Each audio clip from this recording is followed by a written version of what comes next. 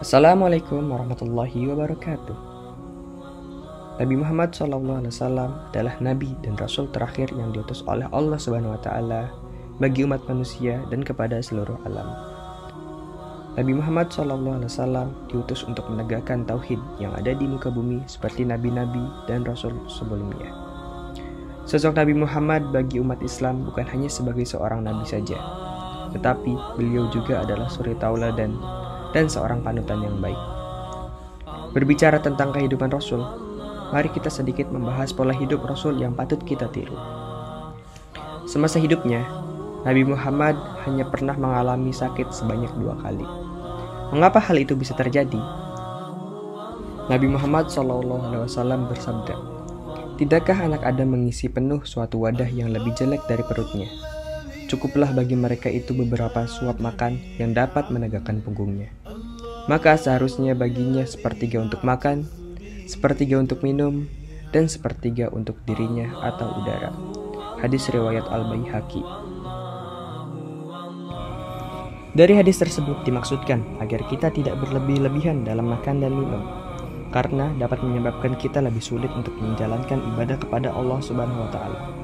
Barang siapa yang diberi kekuatan oleh Allah Subhanahu wa Ta'ala untuk menjalankan ketaatan kepadanya, maka ia tidak makan secara berlebihan. Dan barang siapa yang mampu menjaga perutnya, maka dia juga mampu menjaga ketaatan kepada Allah Subhanahu wa Ta'ala. Setiap perbuatan yang dilakukan oleh Nabi Muhammad SAW tidaklah ada satupun yang sia-sia. Pasti memiliki arti tersendiri di dalamnya. Terlalu banyak makan dan minum juga memiliki banyak mudarat dan bahaya bagi kesehatan tubuh. Banyak makan terkadang dianggap remeh karena sebagian besar orang hanya berpatok pada berat badan yang meningkat dan penampilan fisik saja. Padahal banyak kerugian atau bahaya dari makan yang berlebihan. Seperti contohnya diabetes, kanker, berbagai penyakit jantung, tekanan darah tinggi, hingga stroke.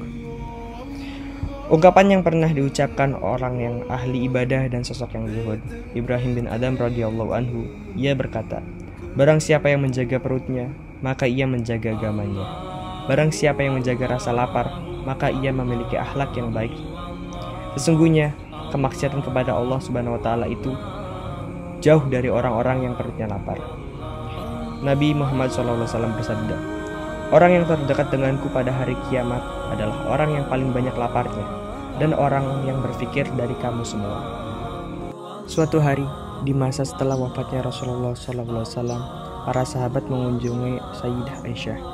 Lalu sambil menunggu Aisyah, para sahabat yang sudah menjadi orang-orang kaya saling bercerita tentang menu makanan mereka yang meningkat dan bermacam-macam.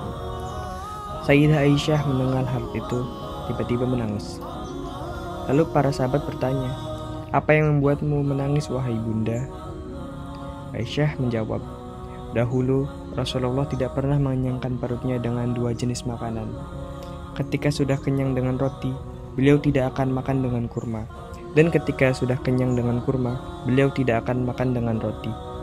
Dan penelitian membuktikan bahwa berkumpulnya jenis-jenis makanan dalam perut telah melahirkan bermacam-macam penyakit. Maka sebaiknya jangan gampang tergoda untuk makan lagi, kalau sudah yakin bahwa Anda sudah kenyang." Berikut ini adalah makanan yang disukai dan sering Nabi konsumsi. Yang pertama ada kurma. Seperti dalam sabdanya, "Barang siapa yang mengonsumsi 7 butir kurma ajwah pada pagi hari, maka hari itu ia tidak akan terkena racun maupun sihir." Hadis riwayat Al-Bukhari dan Muslim. Selain menguatkan tubuh, kurma juga berfungsi sebagai penawar racun dalam proses detoksifikasi. Karena itulah beliau menyarankan untuk memakan kurma saat berbuka puasa. Yang kedua ada madu. Khasiatnya sangat luar biasa. Bahkan dalam Al-Quran, kata syifa atau kesembuhan yang dihasilkan oleh madu. Ditinjau dari ilmu kesehatan, madu berfungsi membersihkan lambung, mengaktifkan usus-usus, menyembuhkan sembelit, wasir, peradangan, serta menyembuhkan luka bakar. Lalu berikutnya ada air putih, sebuah minuman sederhana namun manfaatnya sangat besar bagi kehidupan manusia. Bahkan air merupakan salah satu sumber kehidupan. Seperti dalam surah Al-Anbiya ayat 30, "Dan dari air kami jadikan segala sesuatu yang hidup."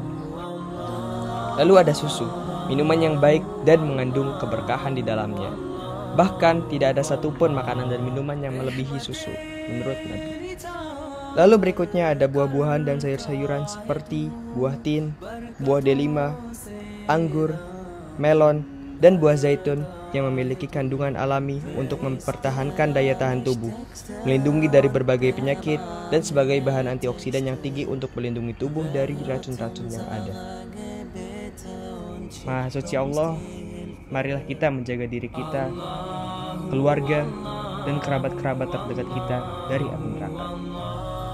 Wassalamualaikum warahmatullahi wabarakatuh.